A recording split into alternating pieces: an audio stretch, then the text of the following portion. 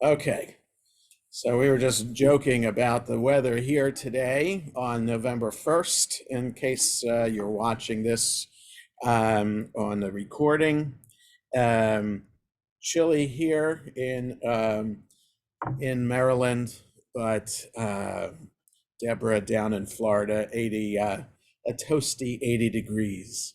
So anyway, our portion this week is VaYera, as we continue with the story of Genesis and our matriarchs and patriarchs. Let me say the bracha, Baruch atah Adonai, Eloheinu melech haolam, asher kitshanu b'mitzvotav v'tzivanu la'asok b'divrei Torah. So it's chapter 18 of the book of Genesis, or page 99 in the Eitz Chaim. So last week we were introduced to Abraham and Sarah, and how they were chosen by God to begin the relationship and to start a family relationship with God that would last through the generations. And so the story continues about Abraham and Sarah and the birth of Isaac that is being told about and happening in this portion. Okay, so again, we're on page 99. I said the bracha already, 99 in Eitz Chaim, chapter 18 of Genesis. And I do not want to start at the beginning of the portion. And I want to start actually on verse 16. So just to know, 3 angels come to visit Abraham and Sarah to inform them that in a year's time, a baby will be born to them, a boy will be born to them. First, Abraham sees these 3 angels coming, and he runs and to get food for them and drink for them. And that's when they tell them of the news, and Sarah laughs and say, how can an old lady, right, in verse 13 on page 101.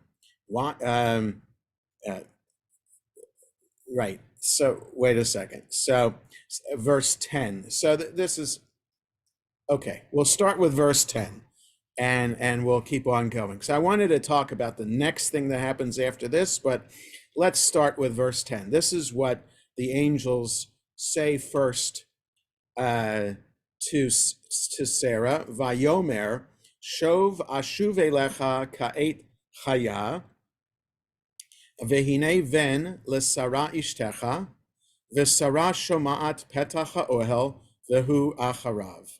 So the angel says, the angel says, I will return in a year's time, and a boy will be born to Sarah, your wife. And Sarah's listening at the entrance to the tent, which was, what it says here, which was behind him, but literally means, and he was behind him. So it was the angel behind Abraham, was the entrance to the tent, was that behind him? It's unclear of who is behind who. Anyway, she's listening and she's eavesdropping to the angel informing Abraham that a child will be born, a son will be born in a year's time. 11, V'Avraham v'Sarah zekenim ba'im bayamim chadal lihiyot l'Sarah orach kanashim. And Abraham and Sarah are old, up in years. I could translate it that way. They're up in years. It says here, advanced in years. Sarah, the way of women had stopped for Sarah. Okay, so that's the Torah's G-rated as non-medical and biological way of describing that Sarah is long past menopause. Okay? 12, Vatitzchak Sarah bekirba lemor, acharei veloti hayatali edna va'adoni zaken. So, Sarah laughed inside, saying, so acharei veloti is translated as, now that I am withered. Okay, I don't know the word veloti, so I have to go with what the Eitz Chaim says. Now that I am withered, hayatali edna va'adoni zaken. So now that I am withered, I'm supposed to have enjoyment, and my master, it's translated here as husband, my master is old. So this is just, I guess, the Torah's or old Hebrew way of how a wife would refer to her husband as my master, but the English kind of offsets that hierarchy by just saying my husband. So, fascinating comment by Sarah. We're just two old people. I'm supposed to have some enjoyment here, and my husband is so old. So now, 13, Vayomer Adonai el Avraham. God says to Abraham, Lama zeh tzachaka Sarah lemor. Why did Sarah just laugh, saying, Ha'af umnam eled va'ani zakanti? How can I give birth? I am so old. Now, she didn't say that. Verse 13, God says to Abraham, why did Sarah say this? And we know in verse 12 that Sarah didn't say that. Sarah said, how can I have enjoyment and my husband is so old, right? So she also admitted to herself being old, but also that her husband's old. God says to Abraham that Sarah says, how can I give birth? And I am so old. No reference to Abraham at all. So there's a lot of commentary about that, and that Rashi talks about it. There's a lot of commentary about it. Before we read the below the line, the classic commentary is that we learn shalom bayit from God, peace in the house from God, right? Meaning God here is telling a white lie to Abraham. God is covering up what Sarah actually said about Abraham in order, according to the Midrash, in order not to make Abraham so upset with his wife. Like, if God just repeated exactly what was said in verse 12 to Abraham, perhaps then Abraham would be upset with Sarah. Who are you calling old? The pot calling the kettle black.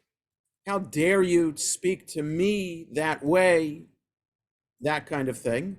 Perhaps Abraham would have reacted to hearing God reporting what Sarah said. Instead, God says that Sarah was only talking about herself and complaining about her being so. How can I give birth when I'm so old? So the classic midrash is that it's okay to tell a white lie for the sake of peace in the home. Okay, so shalom bayit, peace in the home, is really an important Jewish concept, and we want to do everything that we can to promote peace in the house.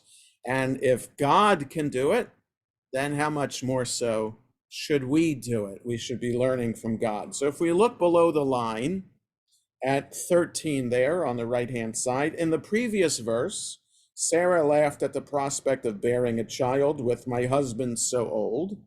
God, in speaking with Abraham about this, deliberately misquotes Sarah, and now we go on the bottom of 1 or 2, as having said, old as I am, to spare her husband's feelings.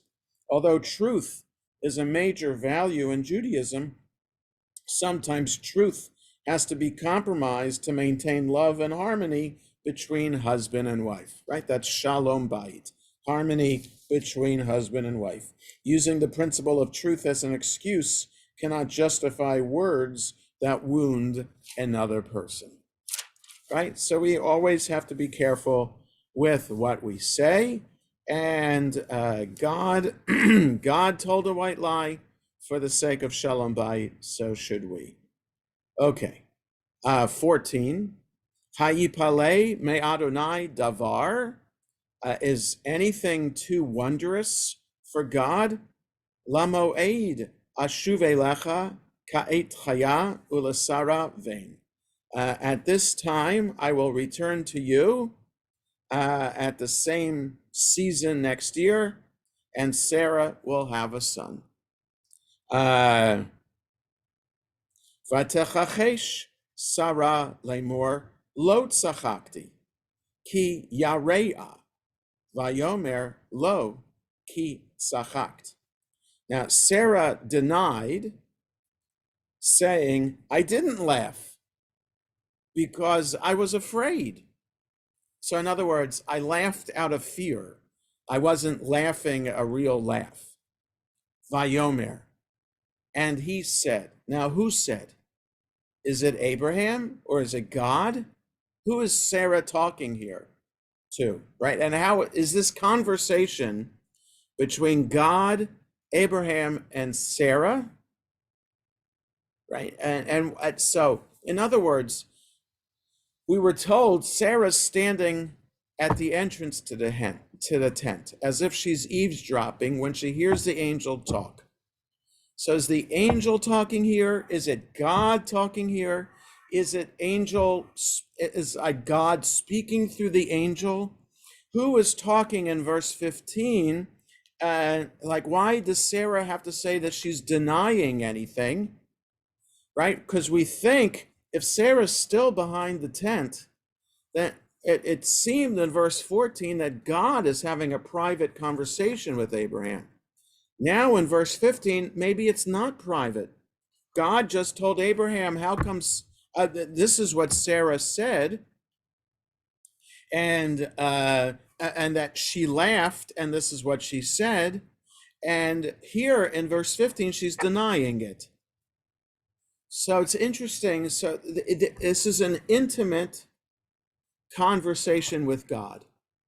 Right, so we have intimate conversations before, like in chapter 4 of Genesis, when we have chapter 3 of Genesis after Cain kills Abel. God has an intimate conversation with Cain after Adam eats of the fruit, after Eve ate of the fruit first. God's walking in the garden and has a conversation with Adam and Eve. So in Genesis, God is portrayed as having these intimate kind of heart-to-heart talks with people in the Torah, which you don't really have anymore after the book of Genesis. It's more God speaking in a dramatic fashion. So here, this is very intimate, as if God is in the tent with Abraham and Sarah, right? And this is how this event ends. For some reason, the second Aliyah starts with verse 10. Really, the whole topic ends after verse 15, and maybe the second Aliyah should really start with verse 16. So that it's interesting that the second Aliyah starts with verse 15, perhaps to separate out the idea that Sarah's denying everything and to have us think more about what's going on here. So anyway, I just want to have us understand a little bit about what's going on with and read more closely about what's going on there between God, Abraham, and Sarah. So now this is what I wanted to focus on today, starting on page 102, chapter 18, verse 16. Okay, so remember, there are three angels that came to Abraham and Sarah. So verse 16, Vayakumu misham ha'anashim, vayashkifu al pnei Sodom, va'avraham holech imam leshalcham. So the men got up from there. Now, what men? So they're referred to as angels. So the angels here are men, right? So they take human form, so much so that the Torah is describing them as men. Okay, so we shouldn't be confused. These are the angels, but it's just interesting they're not referred to as angels here, they're referred to as men. So the men got up from there and they looked out over Sodom. They looked out over Sodom. So now if we've been to Israel, we know and we've been to the Dead Sea, and we've traveled to the Dead Sea from Jerusalem. You can, there are places in the Judean hills there that you can look out and see the valley of the Dead Sea, right? There are places in Jerusalem where you can look out and see the Dead Sea. So depends. If it's a clear day, there are, like in southern Jerusalem, yeah, I can picture this. My parents had very good friends who lived in a neighborhood known as Talpiot Mizrach, East Talpiot. And they had like a rooftop kind of penthouse apartment in their building. And on their roof terrace, if the sky was clear, you could see into Jordan and you can see the Dead Sea. And the same is true if you're in northern Jerusalem. Like I can picture this too from Hebrew University's campus on Mount Scopus. There are parts there that you can, again, if the sky is clear, it's not a hazy day, you can see into Jordan and you can see the Dead Sea from there. So they're in Hebron, so that's further south from Jerusalem. Right, as the crow flies, you have Jerusalem, then Bethlehem, then Hebron, all in the Judean mountains. You can just walk a little bit, and you can look out over the valley, which is the Great Rift Valley, and you can see the villages there that are along the shore of the Dead Sea. Okay, so that's, you can imagine that. You could picture they walk out from the tent. Look out into the valley, see Sodom. Now, Sodom, if we just look at the map that's in the back of the Chumash, so it's interesting on the yeah, for some, where is it? Sodom isn't even on the, oh, there we go. Yeah, I was looking for Sodom. I'm looking on it on the Israel side of the Dead Sea, and I see this box here on the first map, possible location of the cities of Sodom, Gomorrah, Admah, Tzvoyim, Tsoar, and the Valley of Siddim.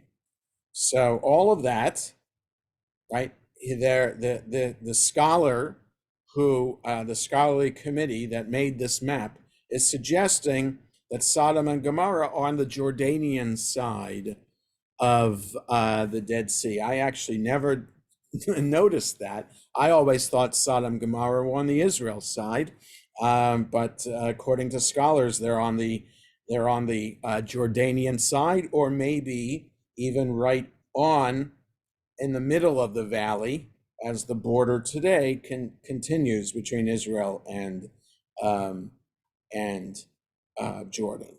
Okay, so if you see where Hebron is, they'd be looking southeast to see the cities of Sodom and Gomorrah from there. And it's not unreasonable to be able to see them from there. Okay.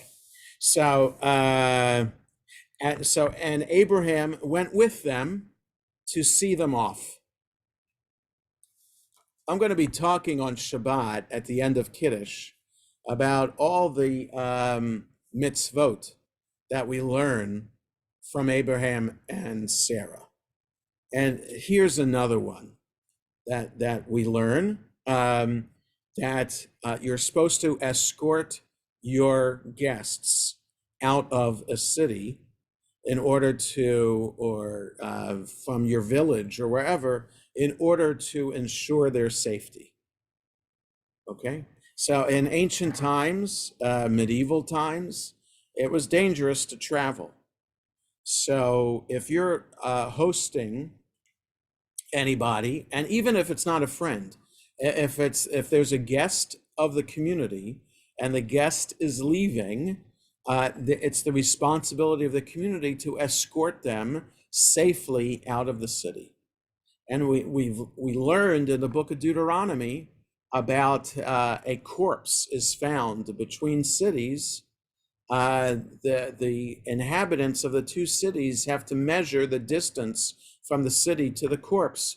Whichever city is closer has to take responsibility for burial of that corpse. Right? And there's a ritual that has to take place too, an atonement ritual, which highlights how the neglect that the community showed by the fact that this person died because they were unprotected. So here's this idea of, and Abraham has no idea that they're angels, or maybe he does because they gave him news of what will happen in a year's time, and so he's escorting them because this is what he learned. This is just second nature. This is what you're supposed to do with your guests. Okay, verse 17.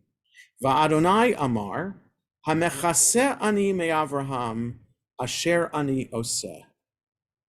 God says, should I cover up from Abraham that which I do? So this is a fascinating theological statement, highlighting the relationship between God and Abraham. God never says this to any other person ever in the Bible. God speaks to other people. God speaks to prophets. God speaks to Moses the most of anybody in the Bible. But God never says this statement. Should I not talk about? So mechaseh means to cover up. To cover up. Should I cover from Abraham that which I will do? In other words, shouldn't I be sharing everything that I do with Abraham? This is God. Why should God share everything with Abraham? Right? God is involved in so many things. Why would God consider sharing everything with Abraham? Or we could say, why shouldn't God do that? If God's choosing Abraham from among all humanity at the time to establish a covenant and to set Abraham up as the family, the founder of the family that will have this special sacred relationship with God, then perhaps there's something special about Abraham that entitles him to know everything that God is doing. Okay, so this is a very powerful, profound statement. Should God cover up, right? Or is Abraham an equal partner with God about the ethical and moral decisions that God makes? Right? And perhaps we should read it this way. When we human beings make ethical and moral decisions, we have to make them as if we are partnering with God in making these decisions, right? So there are decisions that people make, individual people make. There are decisions that groups of people make. There are, and these are different kinds of groups of people. They could be medical professionals making a decision about a patient. These are universities making decisions about who can study on the campus. A whole variety of groups making ethical, moral decisions on behalf of other people. These are countries that can make moral and ethical decisions as they enact laws or engage in some kind of behavior that is of a moral and ethical nature, right? Like going to war, right? So clearly, I'm thinking also of Israel against Hamas. So decisions that the Israeli army makes must, because it's a Jewish army, must have verse 17 in mind, and always have that in mind, that the decisions that are made, moral, ethical, legal decisions, always have to be made as if we're partnering with God in doing it. They can't be made for some short-term human revenge reason, but rather in an objective, as perfect way as possible. Okay? So that when Israel and us as a Jewish community are being excoriated in the press, rallies are held across campuses and around the world, pro-Palestinian rallies, where they're lamenting the death of and killing by the Israeli bombs of innocent Palestinians, and they also shout death to the Jews, right? For them, there's the argument that Israel can never do right. Israel is always wrong. Israel's a colonizer. They are an oppressive government. They are an apartheid government. They are disproportionate in retaliation, etc., etc. And Israel has to deal with that horrific misinformation and those lies, and still try to be as moral and ethical as possible over the course of waging this war with Hamas. So the headline today, of course, is the so-called refugee camp in Gaza that was bombed, and this huge crater. Of course, Israel explains that they tried to warn people to get out of the way, and that they killed a Hamas commander and Hamas terrorists in the course of that destruction. And this is what Israel has to try to always weigh, is verse 17, that what we do, the decisions we make, are made as if we're partnering with God in making them. And that we always have to be sure that our motives are as pure as possible, and the decisions we make are as holy as possible, right? And no matter what people might criticize, that's what we have to trust, that as Jews outside of Israel, that we have to trust that the Israeli army is doing. Okay? So it's mostly based on this verse, and we'll see if we get there and another verse in a few verses ahead. Okay, 18. V'Avraham Hayo yihye legoy gadol va'atzum v'nivrachuvo kol goyei haaretz. And Abraham, he will be, or he will verily be, a great nation, a mighty and great nation. All of the nations of the earth will be blessed by him. 19. So that's another reason for God to say that God shouldn't hide anything from or cover up anything from Abraham. This is how special and how elevated Abraham and his descendants will be. 19. Ki yadativ למען אשר יצווה את בניו ואת ביתו אחריו ושמרו דרך אדוני לעשות צדקה ומשפט למען הביא אדוני על אברהם את אשר דיבר עליו. So I have known him, for I have known him in order that I will command his sons and his household after him that they will observe or follow the path of God. Now, the path of God is only given at Mount Sinai in the book of Exodus when the Torah is given, right? All the laws aren't given until after Mount Sinai. So what is the way of God until then?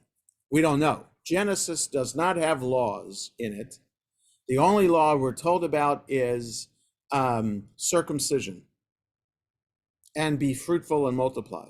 When it's assumed that there is a moral code, right? Because this says that so they follow the way of God, and the verse continues as I translate, to do justice and justice and justice.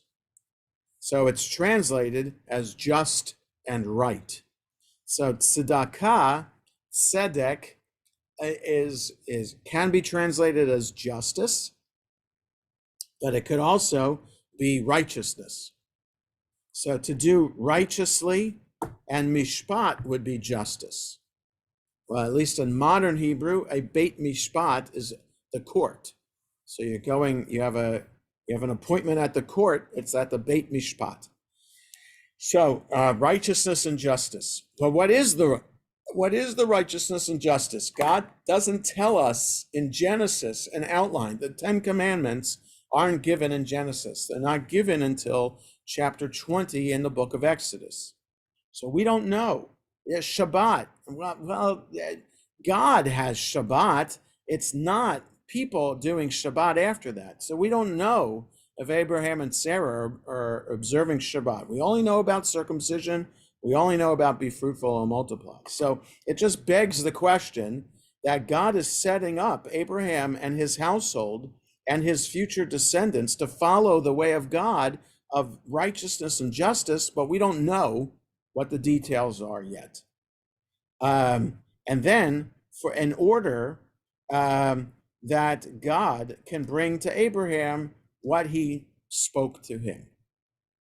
Okay, so Abraham and his household and future descendants have to act righteously and justly in order to have the promise of being prosperous, inheriting the land of Israel, other people being blessed by them.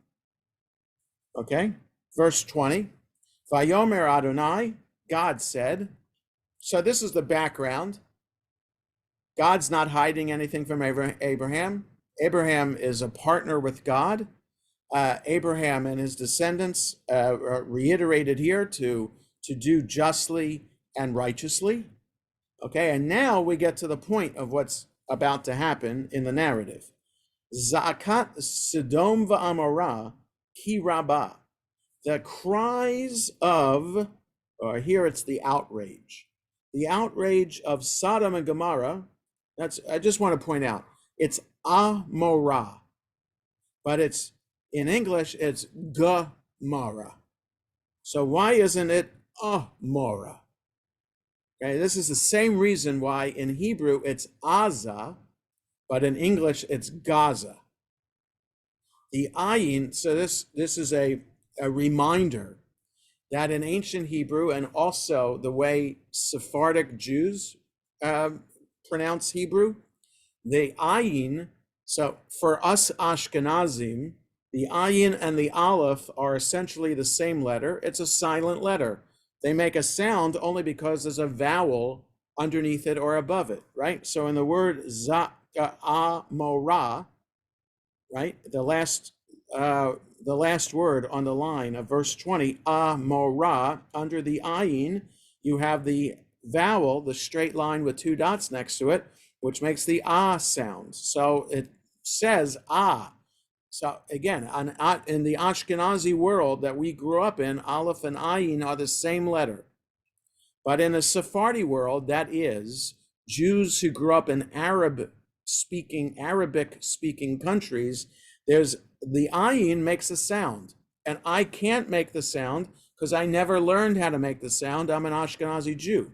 But it sounds something like something in the back of the throat. It's not quite the G. It's not quite a hard G, okay? So if you do G, feel what your throat does when you do G, okay? So that's a hard emphasis there. Try to do that less without going G. Go instead something in the back of the throat like that. So someone who doesn't know how to make that sound, it sounds like a hard G. So that's why Aza becomes Gaza. That's why Amorah becomes Gemara. Okay? So that's just, so excuse that tangent. So the outrage of Sodom and Gomorrah is great. Ki Rabbah is great. And their sin is very heavy or grave. All right, which I think is a good poetic translation there, because it also foreshadows what's going to happen to Sodom and Gomorrah. Right, fire and brimstone is going to come down and utterly destroy them, so that people living in Sodom and Gomorrah, they'll go to their grave, kind of like Pompeii in Italy, right? When the Mount Etna or Vesuvius, whatever it is. I guess it was Vesuvius, right? My Jewish history is a lot better than my Roman history. Whatever that volcano was outside of Naples, that where Pompeii is, that stopped everybody in their tracks and buried people alive. That's kind of what happened to Sodom and Gomorrah with the fire and brimstone. There are no volcanoes in the Rift Valley. Something happened to Sodom and Gomorrah. So now that's what God wants to have a conversation with. Should God hide the fact that God's going to destroy Sodom and Gomorrah because of the great sin that's happening there? What's the sin? We don't know. We'll get a foreshadowing of that with when the angels visit Lot and his family. Perhaps that's the sin that is talked about. We don't know what the sin is. The Midrash has a lot to say about what the sin is, but the Torah doesn't tell us. 21, Erdana ve'er'eh ha'ketza'akata haba'a elai asu kala v'imlo eda'a. So I will go down and I will see whether they have acted altogether according to the outcry that has reached me. If not, I will take note. In other words, God's going to check out what God thinks he has heard about Sodom and Gomorrah, and to see if the sin is really as great as it is. It's like the Tower of Babel. God had to come down and see what the people were doing in building the Tower of Babel. Here's God coming down again, right? So that's chapter 11 in Genesis. God came down and saw the Tower of Babel. Here, God's coming down. God did not come down, just a second, Sumner. God did not come down to see what's going on in the world to bring about the flood in Noah's time. But he's coming down here to see what's happening in Sodom and Gomorrah. Yes, Sumner. Well, it's interesting to me that God doesn't have all the facts already, Oh, right. That's and right. why he would need Right. Why does God need to his go out and angels check? to check it out and so That's forth. right. That's interesting, and I don't have a good answer for you, Sumner. My answer would be based on how I understand the Torah, which is that it's a human created piece of literature, as opposed to a God created piece of literature handed to Moses at Mount Sinai. Because if God wrote it, then it begs a lot of questions about God, right? Because it reveals a lot about some limitations in God's omnipotence and omniscience, right? But if people wrote it, then it makes sense. All right. So yeah, you can imagine if you're trying to write about an abstract God, it's kind of hard to write about an abstract God in a way that most people can kind of connect to. Most people are not philosophers and theologians. Most people, average people, go about their business and don't think about God over the course of the day. So it's only those saintly, righteous people, academics, that might be thinking about it a lot and can picture an abstract God and have a conversation about it. The average person can't. So the editor of this story, which I can also understand that there could be a number of stories that were passed down over the generations that were then edited by an editorial committee.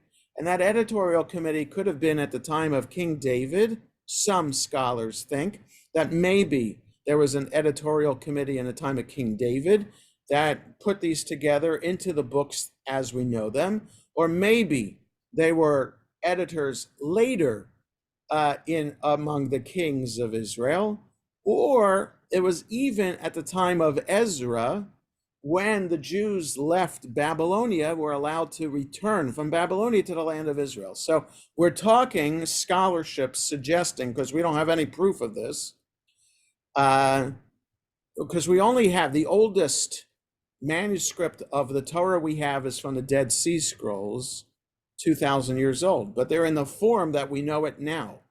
What is the pre-Dead Sea Scroll form of these stories? We don't know. So scholars suggest anywhere from 1000 BCE to 500 BCE is when the Bible, as we know it, got edited. So if we have all these stories coming together and being edited in the form we have, first of all, it would explain why there could be some scribal errors and some differences in the stories themselves, and also in how God is portrayed. And God is portrayed in a very human form, as if God is just a regular human king. And a king, a supreme king, the most powerful king in the world, would still have to check out the information before making a decision, right? So there's a lot on a king's plate. If the king has a vast empire, you can imagine the Roman emperor ruling over land that stretches from England to Iraq, to Iran, right? That's the largest that the Roman Empire was, right? For the first couple hundred years of CE. That's a vast empire, and there's a lot that the Roman emperor would have on his plate to then have to focus on. So that's the image that our editor has of God. So God's attention is being drawn to, like the Torah has pictures God's attention on Abraham and Sarah and the start of the Israelite family, knowing that there's lots of other things on God's plate too. So with that, I don't have a problem seeing that this way, and I still believe in God. I still believe in an omniscient and omnipotent God. I just believe that the Torah is a human attempt of understanding what God is and what we're supposed to do. So the Torah is not meant to be God's record of God's relationship with us, but rather our record of and our imagining what the history of our relationship with God is and has been. Okay, so it's 11:45, and I do need to stop here for today. So yeah, this always happens with Torah study. I have an idea in mind of how many verses we're going to get through, and then it never happens. But so anyway, VaYera, filled with lots of important things. The Rosh Hashanah Torah readings are found at the end of this portion. We didn't even get to the binding of Isaac, which we've done in years past, but I wanted to talk about this section today. So have a good rest of the day, everybody. Take care, and we pray for peace in Israel. Thank you. Bye.